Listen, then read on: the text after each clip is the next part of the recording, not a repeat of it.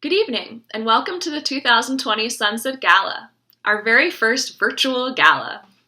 Tonight, I'm excited for the first time to host BookTrails supporters at the gala, not just from Steamboat Springs, but from all over the country and the world. I'm honored to join with current and past staff members, board members, campers, parents, donors, and all friends to celebrate another successful year at BookTrails. My name is Emily Osterman, and it's my greatest joy to be the founder and executive director of BookTrails, a 501c3 nonprofit located in Steamboat Springs, Colorado. BookTrails' mission is to provide reading and writing enrichment programs for local youth taught through hands-on experiential education in the outdoors. Tonight, I'm excited to bring you updates on our 2020 season, complete with all the COVID-related plot twists, pivots, and adventures we experienced. I remember the moment a friend asked me, "Do you think COVID will impact BookTrails Camp this summer?" It was February, and the coronavirus was just a conversation topic, something happening quite far away from Northwest Colorado. "Not a chance," I responded with confidence. My mind was gliding through the momentum of a successful year of fundraising for new improvements at camp. We had finally raised enough funding for a new access road at camp, giving us the ability to bring heavy construction equipment that would build beautiful new facilities for our students to enjoy for years. And while I'm proud to share that we did build this wonderful new road this summer, I had no idea it would come to represent the long, winding journey that has been operating BookTrails Camp during a worldwide pandemic. Everyone has a story about the moment they realized life was changing as they knew it. For me, it was a gradual realization that BookTrails Camp might have to change dramatically or close completely. Anne-Marie sat with our board, our directors, and I, and decided we couldn't let camp slip away without trying everything possible. My staff created multiple contingency plans with budgets and waited for guidance from officials that was delayed again and again. On a Zoom call with our summer staff on May 25th, we told them that we would know in 5 days if we were opening, and if so, they would need to start the next day. I watched my beloved staff digest the news, and they responded with a dutiful, "Okay, we'll be there." And then we all showed up. And we showed up in a big way. We ordered the PPE, our staff moved in with each other and quarantined. Our staff received weekly COVID testing, from which our noses may never fully recover. We cut our enrollment by 30% to accommodate new state guidelines, and we decided to prioritize spots for our most needy and at-risk students, instead of taking top dollar for the coveted spots. Most of these students had fallen tragically behind in their literacy skills and experienced devastating trauma during quarantine. We knew these kids would need BookTrails the most, and we were proud to provide 49 scholarships this summer. As the future became more and more unknown, so did my sense of whether the new road would be built. It was hard to imagine such a massive project amongst the workload of COVID life. This road would be the largest amount of money that BookTrails had ever spent on anything. Was this really the right time to forge a new path? I sought advice from a valued mentor in the nonprofit industry.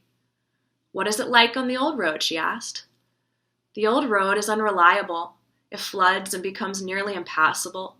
It bends and twists out of the way and has to cross a creek where every year at least one vehicle would need towing from the bottomless mud pit."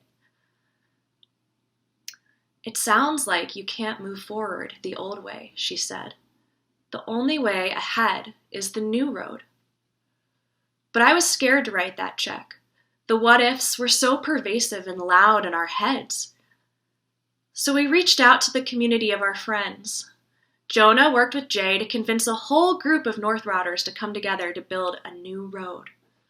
Chris Lodwick at Wilderness Excavating generously donated all of the labor, and the gravel company donated all of the materials at cost. This cut our costs for the road by over $50,000, and suddenly all of the what-ifs started to turn into, what if we hadn't asked? And what if we hadn't tried? It felt completely ridiculous to be so excited over a gravel road, but when the bulldozers started showing up on that June morning, all the campers saw my happy dance. It was almost as exciting as I felt when I heard the screams and laughter of children at the reading ranch that summer, children coming together for the first time since school closed in March. Speaking of which, we were able to welcome 151 children to camp this summer, in spite of the COVID pandemic. Using smaller groups, PPE, sanitizing, innovative methods, we were able to prevent COVID from entering BookTrails camp and keep everyone healthy. We did it because the kids needed it. They needed to be outside with their peers, learning and thriving and being nurtured by literature and the fresh air and sunshine. And yes, there was a huge roadblock, floods, bumps, creeks, but we still needed camp. We still needed to get to camp. So we built a new way, a new road, because the old road wasn't working anymore. And the old road wouldn't let us grow. I vividly remember the day when the first group of kids had driven into camp on the new access road. I prodded them excitedly. "What did you think of the new road?" The kids all answered enthusiastically about how much faster and easier it was. But one camper, AZ, raised her hand and said, "But Miss Emily." "Yes?" "There's still one bump on it." Well, you can't please everyone. And it was a nice reminder that there'll always be some bumps on our road to life, no matter how hard we try to smooth things out for our children. But with your support, we can make reading and writing more accessible for all children, more creative, more fun. We can finish the Reading Ranch so that we can serve more children for generations to come. And we can watch the next generation come together, climb aboard, and ride down the road to enter the magic of BookTrails Camp.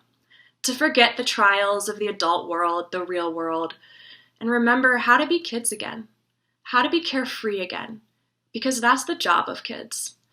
And it will continue to be our job at BookTrails to build up and support our students on that journey.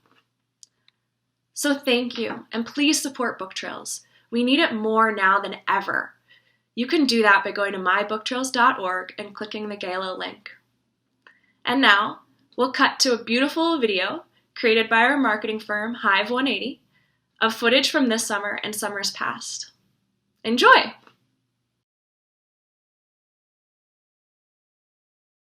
My favorite thing about BookTrails is probably the camp out. It's really fun getting to sleep in a tent all night, and it's a really fun experience.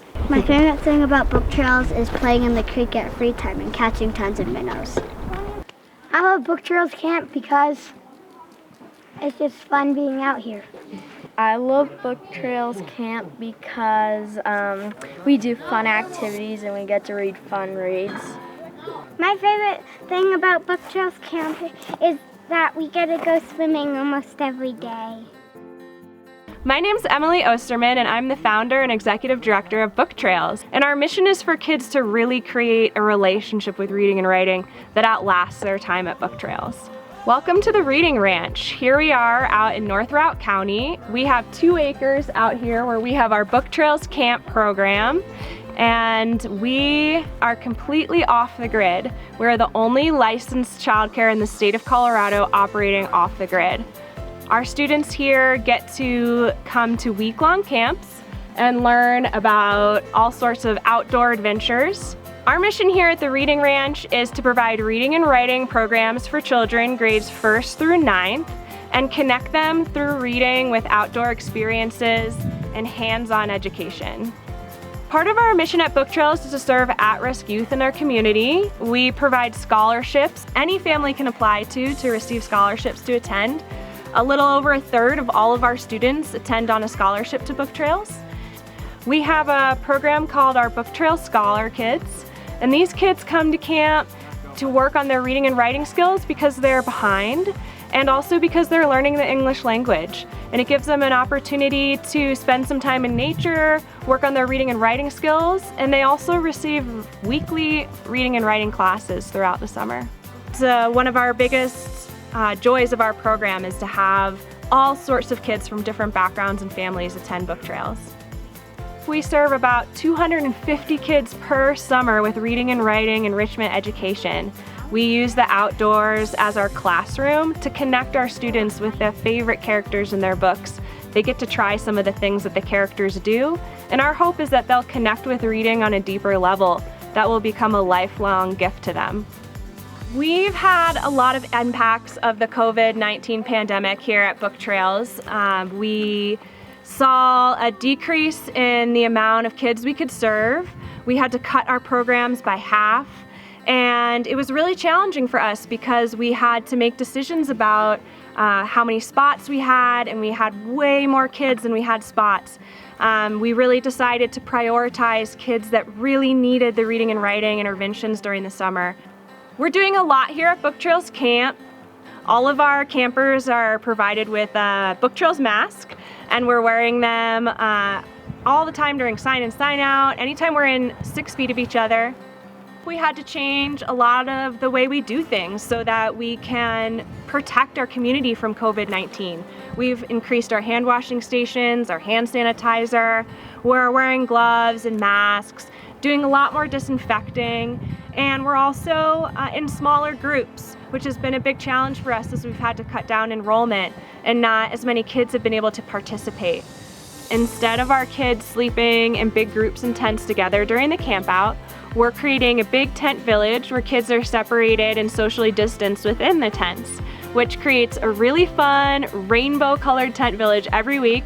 It's a little bit challenging to put up 10 to 15 tents with about 20 kids every week, but it's pretty fun and exciting to watch. We are getting really close to finishing up our capital project. We've made so much progress thus far. The biggest thing that we're really proud of for the summer of 2020 is that we put in a brand new access road so that we'll be able to complete all the construction that we need to do out here and access the site no matter the weather, the rain, and we're really excited to have this new road to get us to camp safely and back. We're also adding a new library this year where we're able to store all of our books and all our curriculum. The last phase of the Reading Ranch project will be constructing our pavilion building, and this will serve as a multi-use space. It'll be an indoor classroom, it'll be a dining hall, it'll be a space for our students during inclement weather, and it'll also house our kitchen. This pavilion will enable us to then build some additional sleeping accommodations so that eventually our site can hold about 50 people. This will be a really challenging year for BookTrails financially. Due to the fact that we had to cancel a lot of our programs, we're not going to be able to bring in as much income that we usually would. This year in 2020, it took a lot of preparation and planning to get BookTrails Camp open, but we were able to serve about 160 kids this summer, even though we had to follow strict guidelines. And we're really grateful to the people that supported us and the foundations that supported us to help us do that.